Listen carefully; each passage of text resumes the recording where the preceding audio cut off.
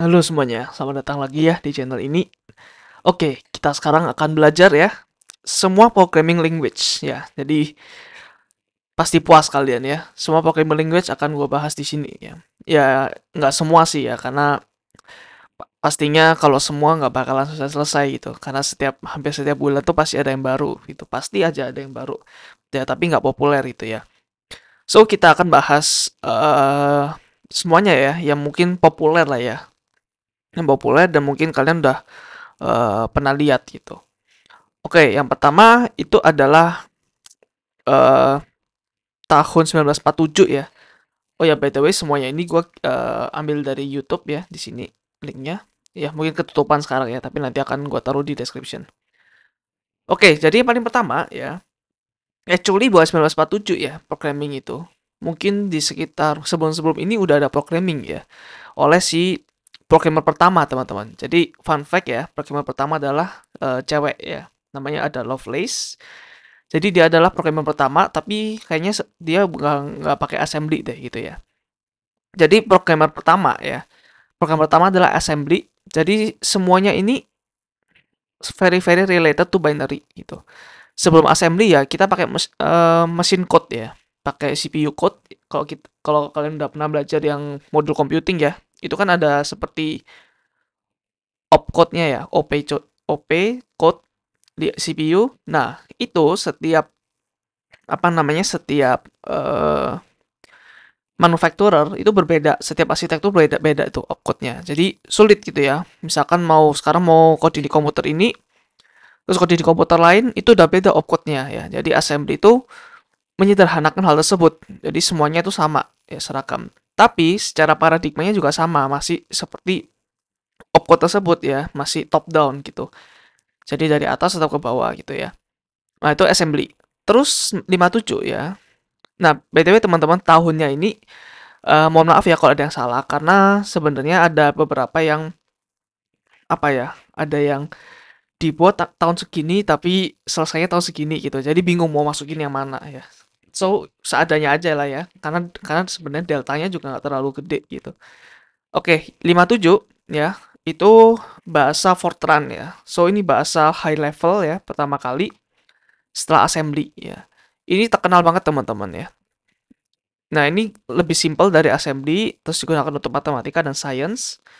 Terus dulu itu pakai punch card namanya ya, yang kartu itu. Kita udah pernah belajar ya di modul-modul awal-awal, namanya punch card. Jadi punch card itu seperti code tapi ditaruh di print di kertas gitu ya. Kertasnya dibolongin gitu. Jadi satu bolongan tuh anggap aja 0 atau 1 gitu deh. Ya, kalau misalkan lagi bawa programnya terus apa? eh jatuh gitu, semuanya akan berantakan ya. So, itu ya Fortran, terus ada Lisp ya. Lisp itu First Functional Programming ya. Terus ada COBOL. COBOL ini sama tekan dengan Fortran ya. Dulu tuh sering banget dipakai ya dua programming language ini. Jadi pembagiannya gini. Yang Fortran untuk matematika dan science, yang COBOL untuk business stuff ya. Misalkan di banking dan lain sebagainya. COBOL ini masih dipakai hingga sekarang teman-teman ya. Hingga sekarang masih dipakai, tapi kebanyakan di bisnis-bisnis yang gede gitu.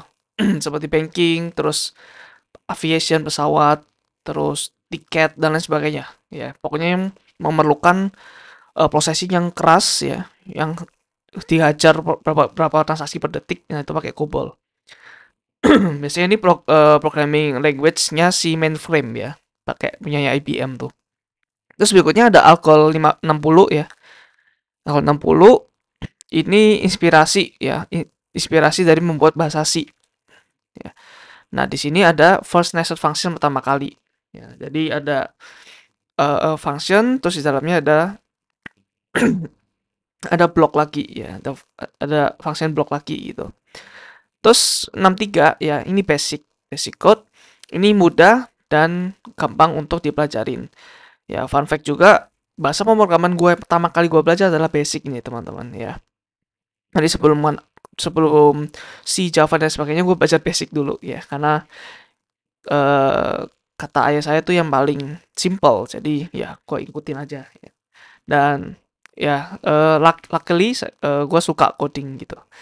So Next, tahun 67 ada Simula ya. Ini adalah OOP pertama kali, konsep OOP pertama kali di Simula ini. Terus 70 itu ada Pascal ya. Ini gue juga pernah belajar di SMA, gue ada eh mata pelajaran ya, mata pelajaran programming dia pakai Pascal. Nah, di Pascal ini adanya First IDE ya. First IDE pertama di Pascal, kayaknya namanya Turbo Pascal deh ya.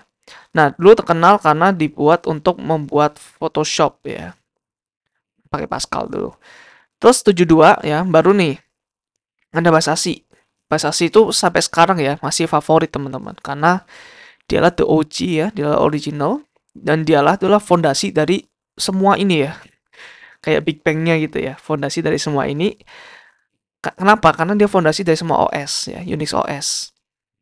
Jadi kalian mau pakai Mac OS, mau pakai Linux, mau pakai Windows, semuanya based on C ya atau C++ lah ya, sama aja. Oke, terus tahun segini juga ada SQL ya, First Language. Jadi ini DSL pertama ya, language untuk berbicara kepada database.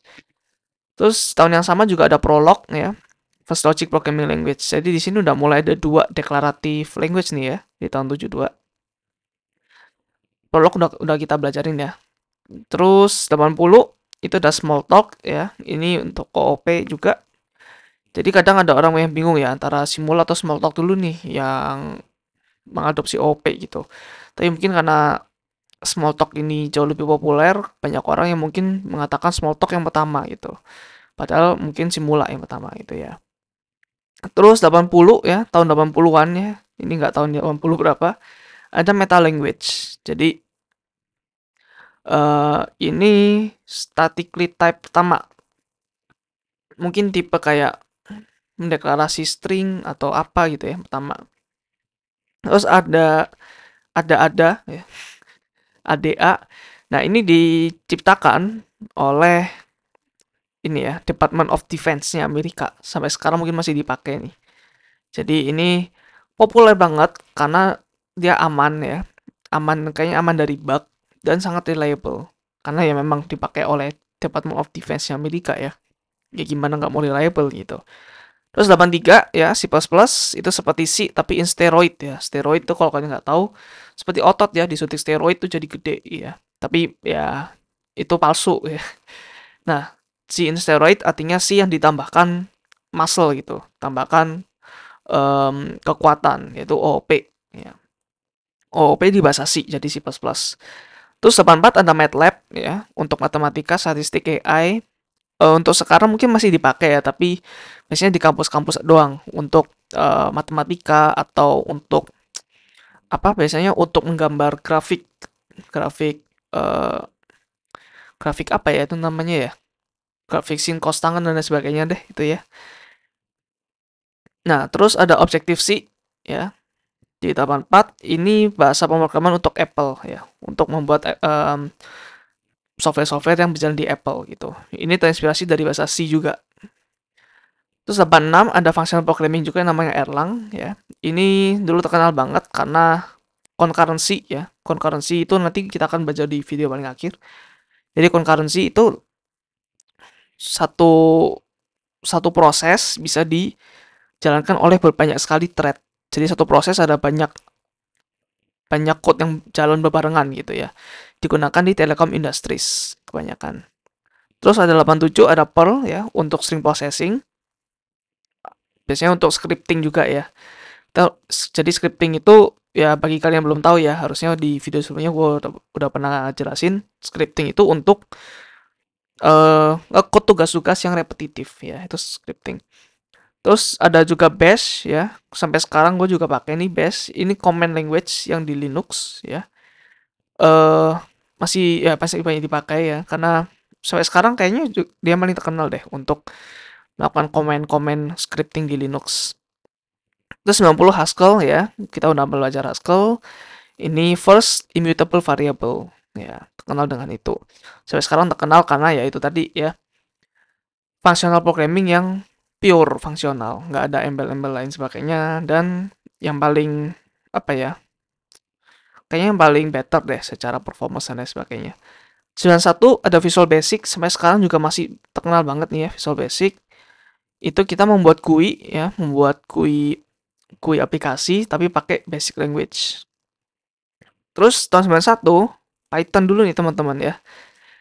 Itu adalah multi paradigma language, sangat versatile, sangat general purpose ya. Biasanya digunakan untuk machine learning kebanyakan.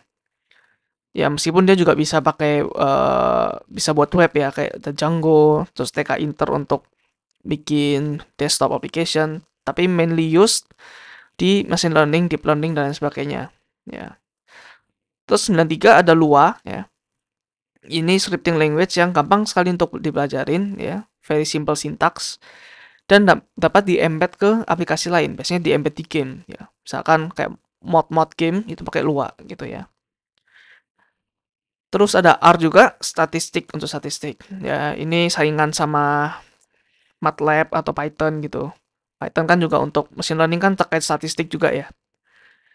Jadi ya inilah ya, ada susah untuk memilih hal tersebut ya, karena ada banyak sekali opsi.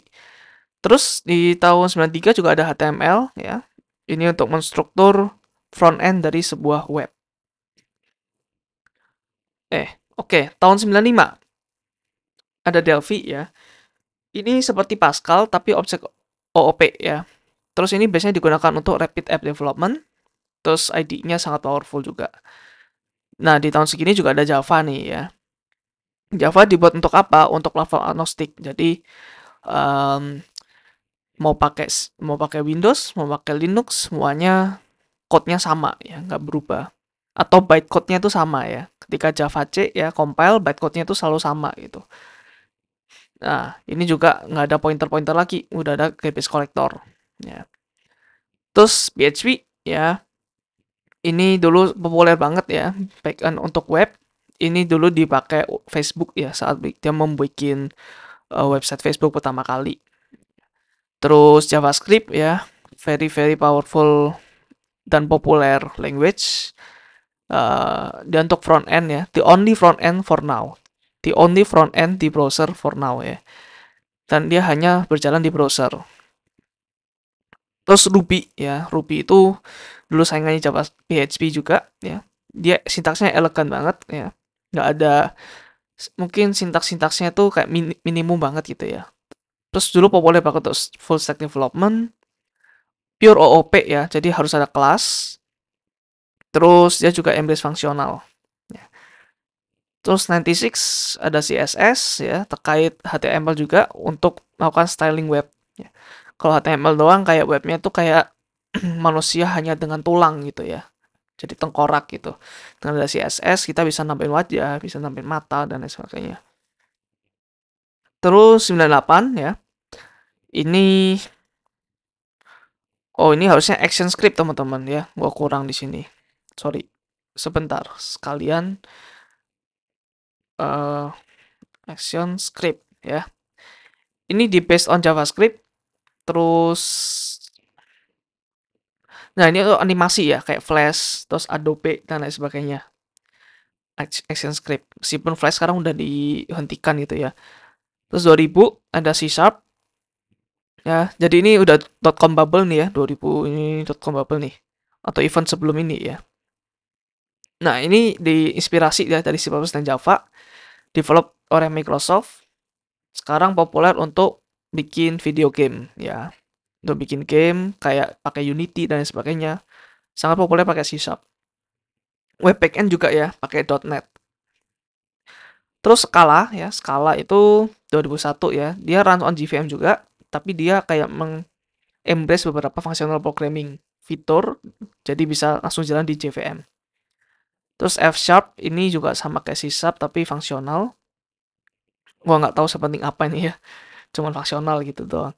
Terus 2003 ini gue yang favorit juga ya, Scratch. Ini gampang banget untuk dipelajarin ya, digunakan untuk anak-anak. Seperti Lego Block untuk membuat statement. Jadi contoh ini ya, Scratch Programming Language. Kita coba lihat.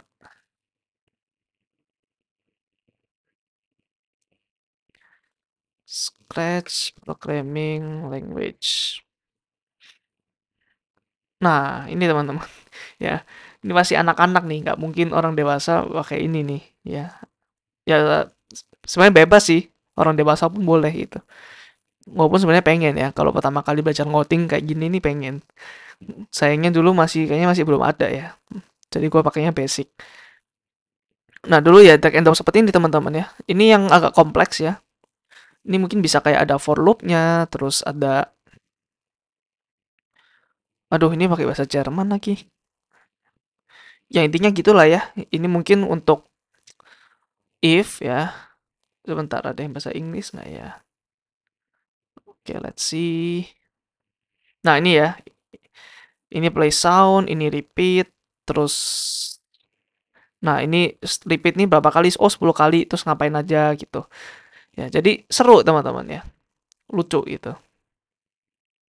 Ya, this is programming language ya. Don't judge ya teman-teman. Terus 2005 ada NIM ya. Ini code yang concise ya. Concise itu apa ya? Ramping ya seperti JavaScript, tapi high performance seperti C atau C++. Jadi ada dua sisi ya. Code-nya bagus, readable, tapi performance-nya bagus gitu. Terus 2006 ada comment ini apa ya? CMD Pro. Oh, ini 2006 adalah PowerShell ya. Kok banyak yang bolong ya, teman-teman. PowerShell itu adalah command language ya, mirip-mirip seperti Bash, tapi ini di Windows gitu. CMD prompt itu seperti ya kita prompting di Windows, tapi untuk PowerShell ini lebih powerful daripada CMD prompt gitu ya, CMD prompt on steroid. Terus ada Rust juga, ini language yang bisa membuat heavy application ya, heavy performance application, sama seperti C atau C++, tapi dia itu lebih aman secara memori gitu. Nah, makanya borrowing concept ya. Oh, owning and borrowing concept. Nanti akan kita belajarin ya di video-video selanjutnya hal ini karena lumayan populer sekarang ya. 2007 ada Golang ya, di-develop oleh Google. Sintaksnya elegan seperti Python tapi lebih cepat karena compact language. Terus dia juga ada coroutines ya, fitur coroutine yang terkait thread, virtual memory dan sebagainya ya. And then ada Kotlin ya, ini suksesornya Java ya, karena mungkin ada politik bisnis kali ya. Jadi ada Kotlin karena Java udah diakuisisi oleh Oracle. Nah, sekarang Kotlin ya mungkin JetBrains habis itu bikin Kotlin gitu ya. Dia JVM based, terus lebih mudah di Java. Lebih mudah ini dalam artian lebih ini kali ya. Sintaksnya lebih bagus ya. Tapi kalau kalian belajar pertama kali harusnya Java dulu, jangan langsung Kotlin. Karena kalau dipermudah nanti kalian tambah bingung gitu. Nah, dan digunakan untuk bikin Android development. Di tahun segini juga ada Dart ya, di own by Google juga untuk Flutter, untuk hybrid mobile development. Terus 2012 ada Elm ya. Nah, ini saingannya JavaScript nih ya, language untuk membuat front end.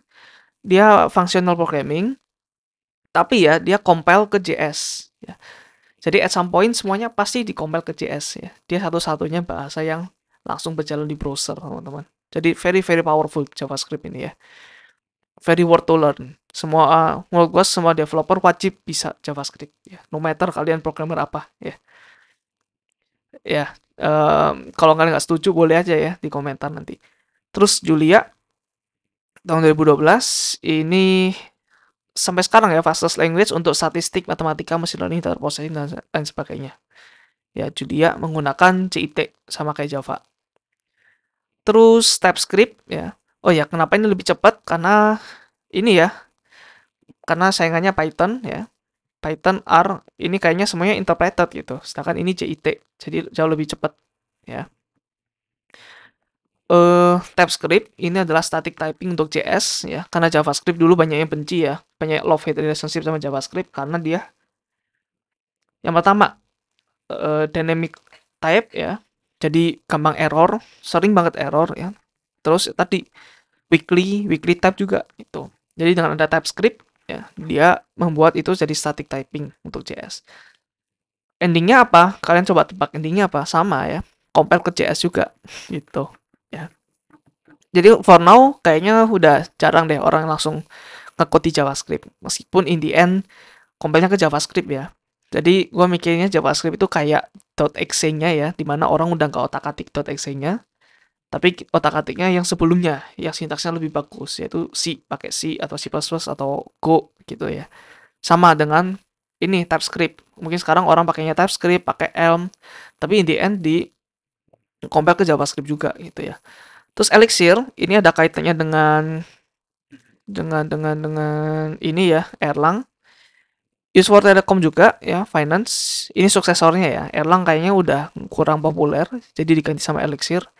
Dia menggunakan VM-nya Erlang juga ya.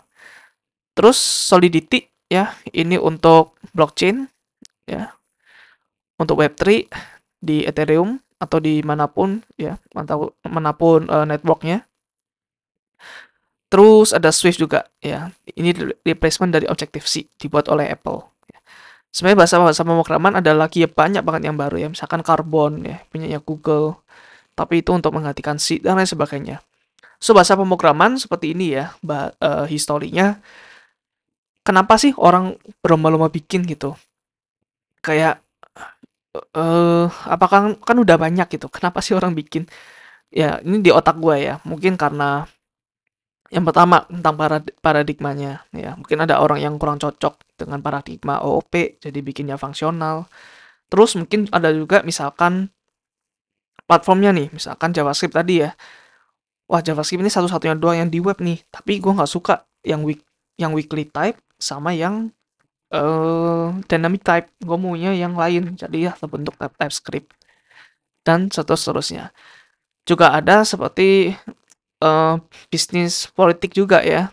Contoh kayak tadi ya, kayak Kotlin atau mungkin yang gue kurang tahu ya. Eh, gue kurang tahu sebenarnya kayak gimana. Tapi mungkin mungkin ya, mungkin kayak C# ini dia inspired by C++ dan Java. Tapi gue nggak melihat apa yang ketambahkan dari C# ini ya. Banyak sekali developer yang bilang C# itu lebih di-maintain sama Microsoft, kayak sering update gitu. Dan komunitasnya lebih bagus daripada Java. Tapi ya, balik lagi, itu lebih ke community base ya. Ruby, PHP juga kayak gue mikir kayak sama-sama aja kan gitu. Tapi ya kembali lagi ke orang-orangnya. Ada yang lebih suka sintaks yang elegan, ada yang lebih suka yang banyak sintaksnya tapi aman gitu.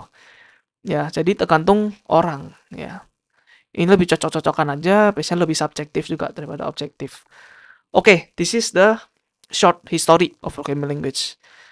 Terus ini ya, ini uh, iceberg programming language. Ini gua ambil dari YouTube-nya Fireship. Ini lucu ya teman-teman ya, dia suka buat video-video yang lucu-lucu sebenarnya. Nah, jadi yang pertama, ini adalah iceberg yang kelihatan ya. Jadi dengan adanya ini, kalian bisa dapat kerja ya. Udah bisa dapat kerja lah. Even di sini kalian udah bisa dapat kerjaan gitu. Nah, jadi yang pertama, ini kayak tadi ya, Scratch Basic, Easiest Language to Learn, gampang banget. Terus JavaScript Python ya, ini general purpose language yang mudah ya. Jadi semuanya bisa nih ya. Tadi makanya gue bilang semua orang harus bisa JavaScript ya. Python ya boleh lah ya. Tapi kayaknya kurang kayaknya komunitinya tetap lebih gede JavaScript deh. Gitu. Subjektif ya. Terus yang ini itu specific language, misalkan kayak Ruby, oh dia web gitu. Kalau ini kan bisa web, bisa mobile, React Native, terus ini juga bisa web, bisa machine learning gitu. Tuh ini spesifik nih, ini web, ini web, ini web, ini database, data, machine learning gitu ya. Ini juga statistik machine learning, ini scripting di game, ini untuk komunikasi dengan Linux, dan sama ya, ini PowerShell dan ini Bash. Ya, ini basic language, terus yang bawah ini baru nih yang agak mungkin agak sulit untuk juga dipelajarin itu ya, static type system. Contohnya seperti Go, Golang, itu semua statically type semua ini ya. TypeScript, C#, Kotlin, Swift, Dart, Java. Oke, ya harusnya teman-teman kalau udah ngikutin channel ini harusnya udah bisa lah ya ini. Dan terus functional programming language, kita udah pernah belajar Haskell ya. Harusnya ya kita udah bisa belajar yang lain juga ya. Kayak ini ada Elixir, ada Clojure. Oh ya ada Clojure juga teman-teman. Gua Oh, lupa taruh di history tadi. Ini kayaknya juga lumayan bagus ya untuk dipelajarin gitu. Terus ini ada OCaml, Scala, ada NIM, sorry ini Elm, terus ada F Sharp juga. Ya, Clojure Programming Language. Kok lupa taruh nih. Nah, ini mirip ini seperti Lisp ya. Mungkin untuk menghidupkan Lisp lagi nih. Clojure Code.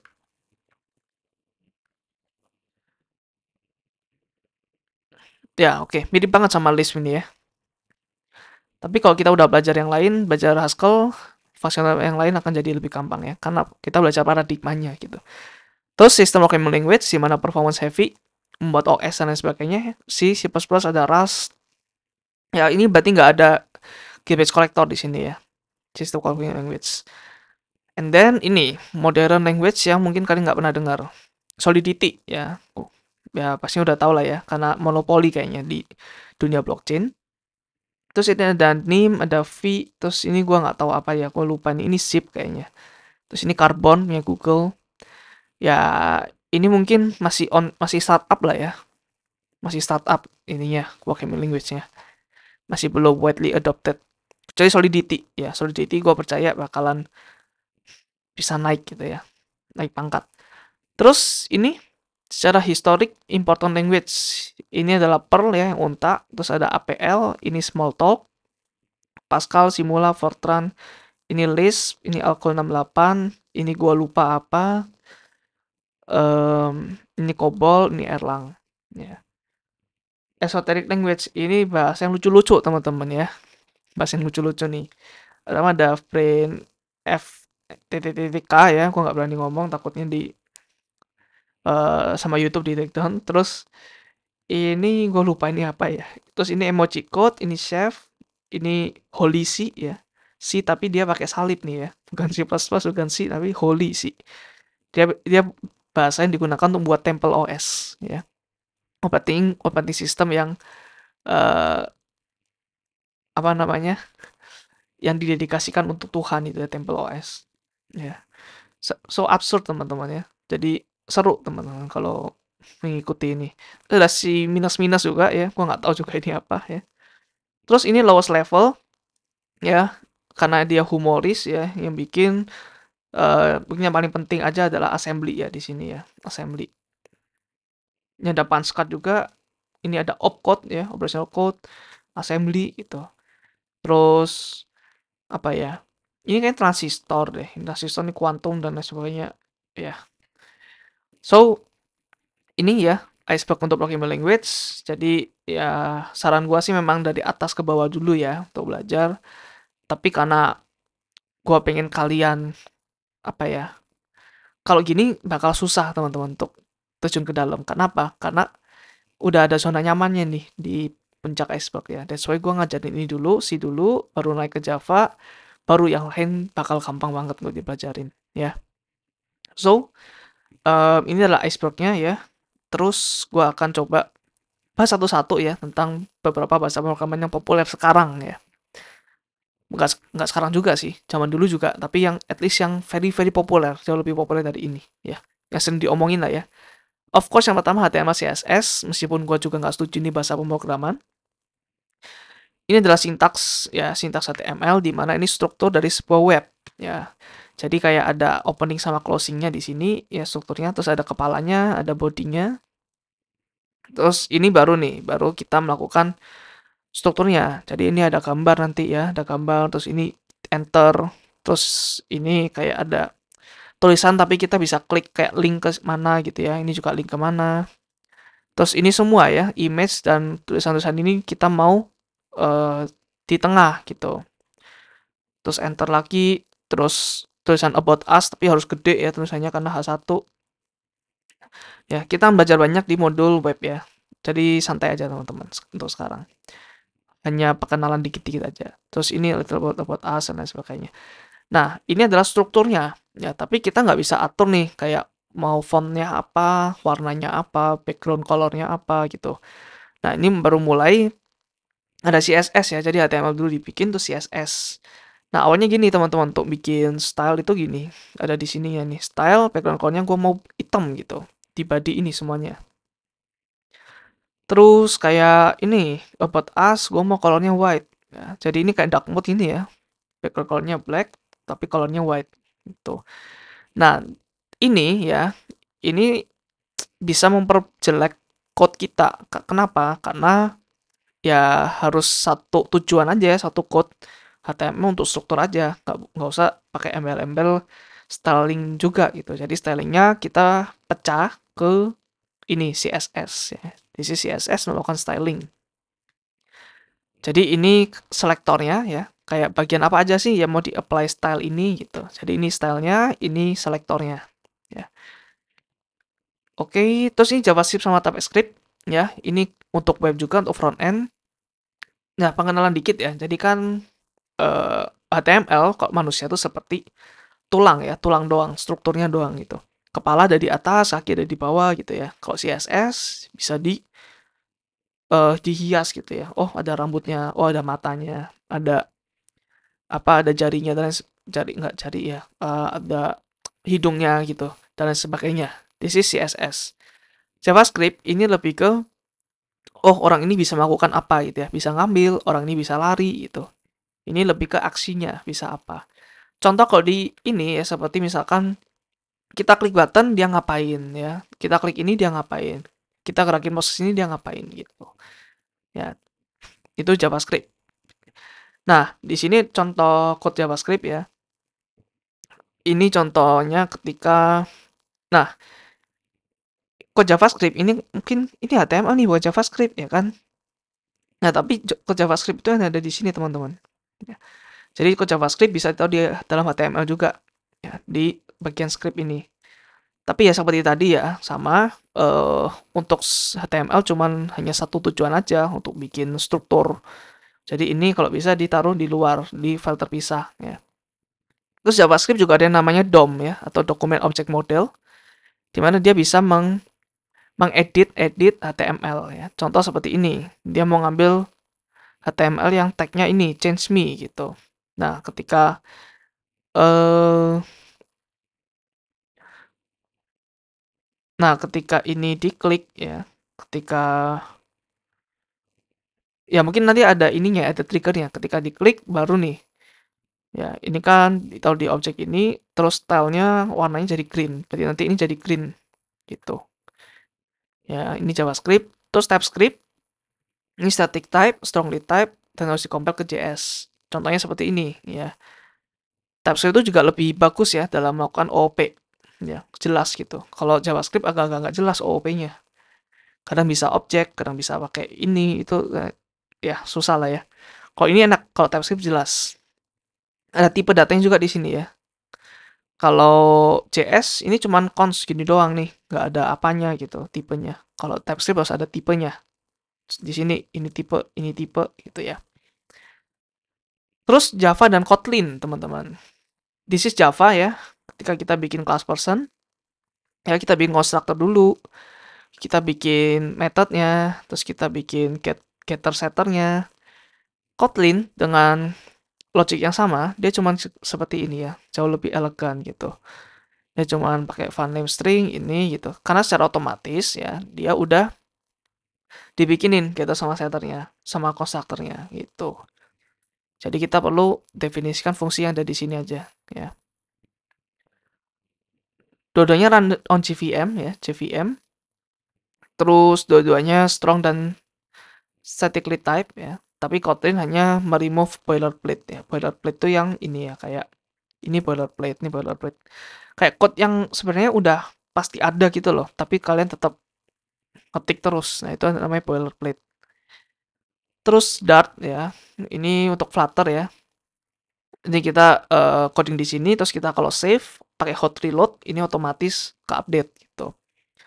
Ya, ini strongly type sama statically type juga ya. Ini strongly type karena ini ya, ada tipe data ya, build context. Terus ini ada tipe data juga. Ya, dan sebagainya. Bentuknya seperti ini, kayak widget-widget gitu loh. Kayak ini nested ke ini, nested ke ini. Gua sih sebenarnya rada kurang suka ya code seperti ini. Karena agak susah dibaca. Tapi ya kembali lagi ke preferensi orang-orang ya. Ini hanya opini gua aja. Oke. Then Go Python. Ini kedua coding language yang terkenal untuk general purpose ya. Atau untuk web biasanya. So, yang kiri adalah Go ya, statically type, strongly type juga ya. Kalau mau assignment kayak gini ya teman-teman ya, titik 2 sama dengan sintaksnya. Terus apa lagi? Mungkin ada seperti ini juga ya. Ini baru sih untuk bagi kalian ya kali. Ini statically type, strongly type, sedangkan yang ini dynamic type dan strongly type ya. Nah, ini Python bedanya apa sih kalau kita mau lihat static sama dynamic type? Gampang ya. Lihat dari functionnya. Kalau functionnya dia kasih parameter ini ya tipe datanya, ini artinya dia udah static, pasti static. Ini nggak ada tipe datanya. Ya, this is pasti dynamic, teman-teman. Ya, ini dynamic nih. Oke. Nah, kalau Go, of course ya jauh lebih cepat ya daripada Python. Orang Go aja lebih cepat dari Java gitu ya. Nah, kalau Python, tapi enaknya dia itu dibuat untuk machine learning. Kira-kira kenapa dibuat untuk machine learning? Karena sintaks di Python itu enak, readable gitu. Dia nggak peduli code-nya ini bakal performance heavy atau enggak. Yang penting logiknya tuh bener. Ya. Ya mungkin gua salah ya, tapi ya semuanya pasti memperkirakan performance saya. Tapi maksud gua kayak lebih mementingkan lah ya. Yang top number one-nya adalah logic dari machine learning. Karena machine learning itu banyak sekali matematikanya, banyak sekali logiknya. Kalau kita kalau kita memperhatikan satu memperhatikan matematika, statistik, satu memperhatikan memori, akan pusing banget teman-teman ya. Jadi most likely ya machine learning pakai ini. Meskipun ada beberapa machine learning yang pakai C++ ya. Tapi mungkin gue nggak sarankan untuk pemula. Jadi yang pemula ya pakai Python dulu kalau mau machine learning ya. Terus PHP Ruby ya, ini populer web development juga. Web backend ya, terutama di zaman dulu ya. Sekarang kayaknya pamornya udah kurang banyak ya. PHP dia dynamic dan weak ya, sama kayak Ruby ya, dynamic sama weak juga. Nah, PHP itu kalau variabel dia ada dolarnya nih, teman-teman. Nah, ini contoh kalau dia mau query ke database ya. Seperti ini sintaks-sintaksnya. Terus ini Ruby ya. Jujur gua dua-dua ini gua belum pernah sentuh ya. Ini Ruby eh ini berarti kalau internal field dari kelas ini ada add-nya gitu ya, berarti ya. Oke, ya kira-kira seperti ini teman-teman untuk sintaksnya. Perbedaannya apa PHP sama Ruby? Ini nanti gue juga penasaran ya. Ruby sintaks itu lebih konsisten dan elegan ya daripada PHP. Terus PHP dia mengenalkan tipe deklarasi ya. Jadi sekarang dia udah coba beralih ke type declaration, ke static ya. Dia nggak idealis gitu. Dia lihat kayaknya static lebih bagus gitu ya. Tapi kalau Ruby nggak, dia tetap berpegang teguh pada prinsipnya. Ya. PHP lebih heavily optimized di server-side scripting dan web development. Toolsnya juga ada banyak, lebih populer PHP ya. Nah, Ruby juga kuat ya di framework Ruby on Rails, tapi most likely dia lebih general purpose language ya.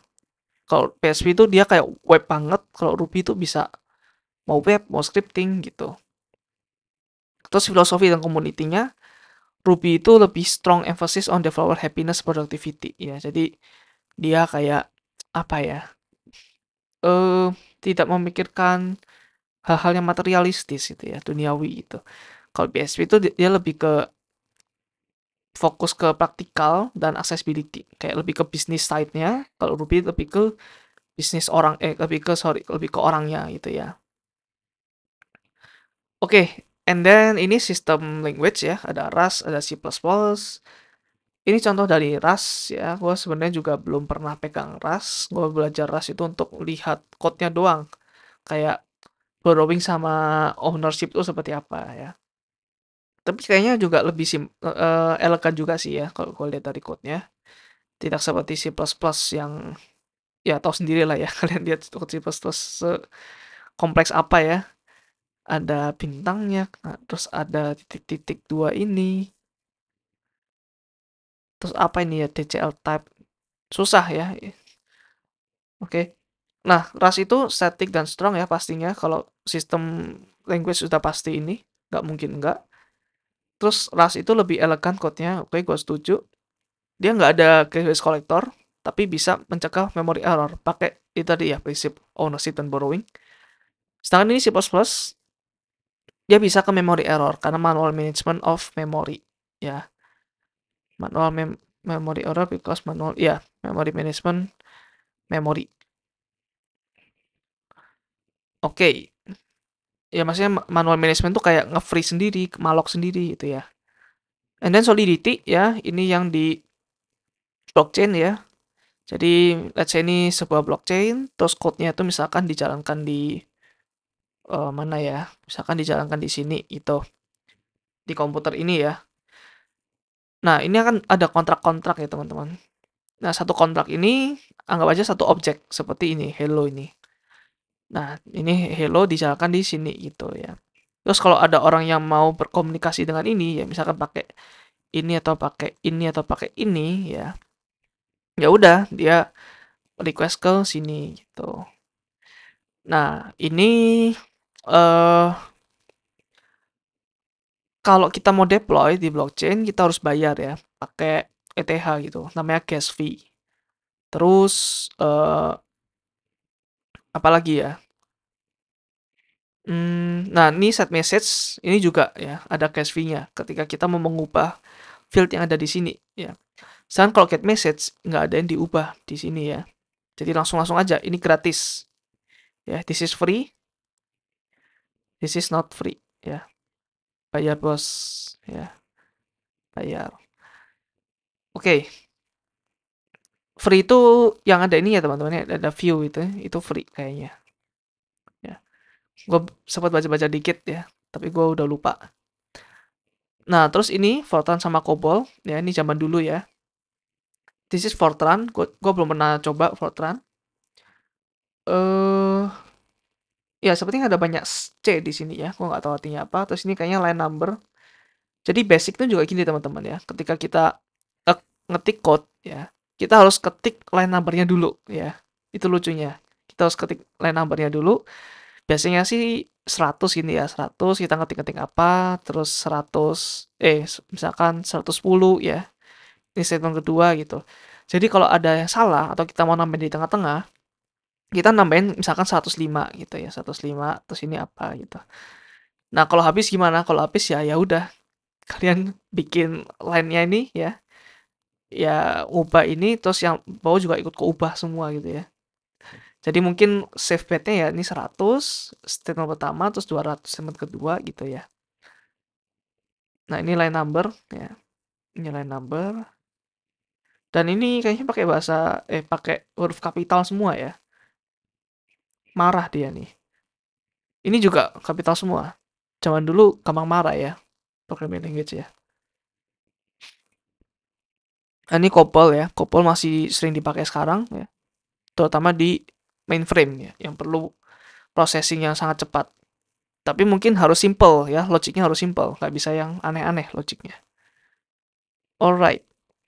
Terus ini Simula ya, si OOP pertama kali, ini contoh code-nya. Gua nggak nemu di Google, jadi gua pakai ChatGPT ini. Oh ya, dulu juga ya, kalau kita mau pakai misalnya pakai bahasa Pascal dulu itu ketika code blok seperti ini itu nggak ada teman-teman di Pascal ya. Pakainya adalah begin terus end gitu. Sama seperti kayak PG SQL ya. Kayak prosedur yang di SQL sama pakai begin sama end gitu.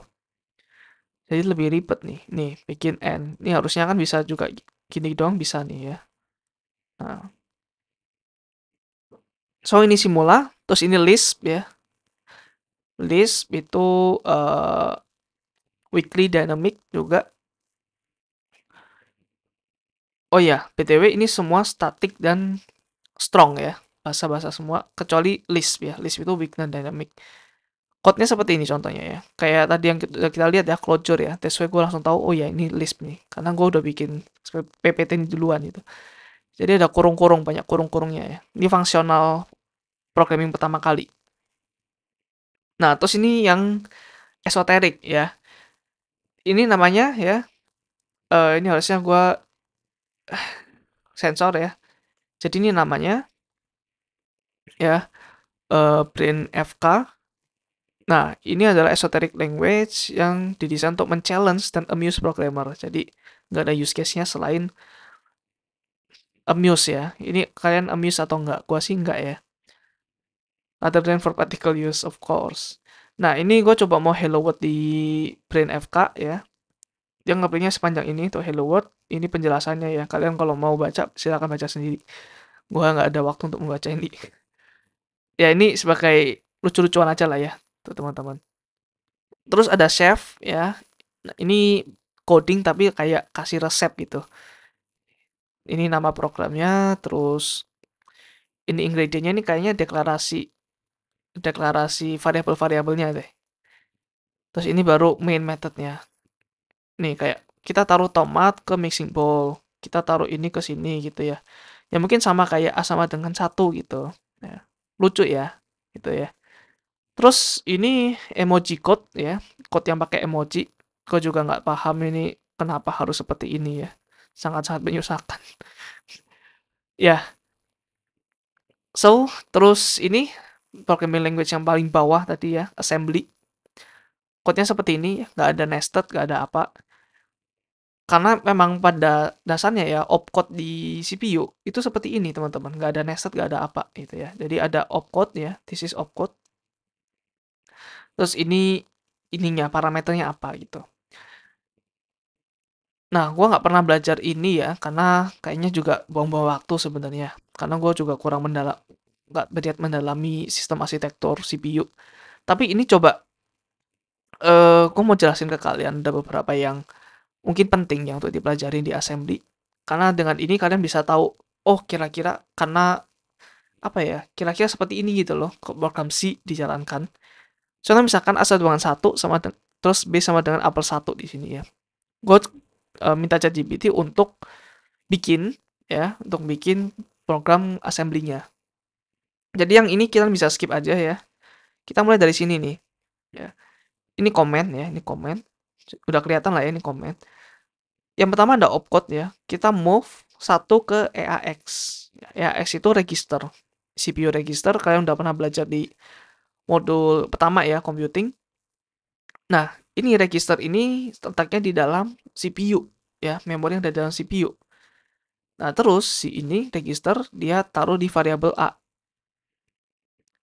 Nah, kemudian di sini ya, ini udah A sama dengan 1 nih, udah bener nih.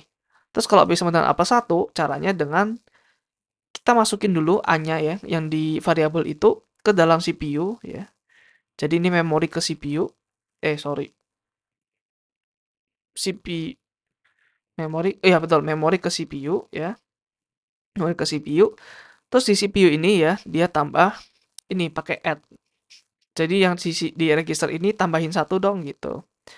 Ya, terus EAX ini sekarang jadi 2 ya. Sekarang EAX dipindah ke P gitu, teman-teman. Ya. Jadi step-stepnya seperti itu supaya kalian tahu. Kalau A++ gimana? A++ sama ya. Pertama, A-nya di assign 1, sorry. A++ sama dengan A sama dengan A plus 1 ya. Oh ya, berarti ini A nanti di sini. Sesimpel itu ya. Jadi code assembly ini paling verbose ya, paling banyak redundancy. Terus kalau if gimana? Kalau if biasanya ada jump ya. Ini kayak C ini, jump equal. Kalau ini true gitu ya. Nah ini, jump if I sama dengan J. Kalau ini true, dia jump kemana? Oh dia jump ke D. Berarti langsung ke sini nih. Nah dia ada label-labelnya, ada D, ada apa gitu. Terus ini, jump kalau LE ya, less or equal gitu ya. Kalau if sama dengan ini, dia jump ke B gitu ya. Dia pakai jump, pakai lompat. Nggak pakai, um, nggak pakai block code seperti ini ya. DC juga bisa ya pakai jump ini, namanya Goto ya. Nama itunya. Ini bukan saham ya. Goto itu eh, kayak mau ke line berapa gitu. Itu bisa pakai sih. Tapi ini tidak disarankan karena bisa menimbulkan banyak bug. Ya, karena kalau kalian enter kayak ya namanya line code ya, line code tuh masih beda-beda lah ya, nggak mungkin static terus gitu, nggak mungkin code-nya selalu di situ. Pasti kalau kita enter pasti berubah juga line code-nya. Jadi jauh lebih bagus pakai ini ya, curly braces ini. Kalau if. Oke, ini kita udah belajar semua bahasa pemrograman ya yang populer, dan gue juga udah menunjukkan ke kalian beberapa yang populer juga. Terus gimana sih cara kita milihnya ya? Jadi ini beberapa konsiderasi kalau kalian mau milih bahasa pemrograman. Yang pertama, project requirement. Kita mau bikin software apa gitu ya. Kita mau bikin software apa, yang paling digunakan tuh bahasa pemrograman apa. Ya. Ya udah itu aja yang dipakai. Ya, that's the first principle ya. Jangan mau bikin apa ya, kayak Android tapi mau pakai Rust gitu. Itu sangat-sangat menyusahkan ya. Jadi lihat dulu platformnya yang paling banyak bahasanya apa gitu. Terus development speed ya. Misalkan kita mau yang cepat gitu, mau rapid prototyping, RAD. Ya udah kita pilih bahasa yang simple sintaksnya kayak Python ya atau Golang gitu ya.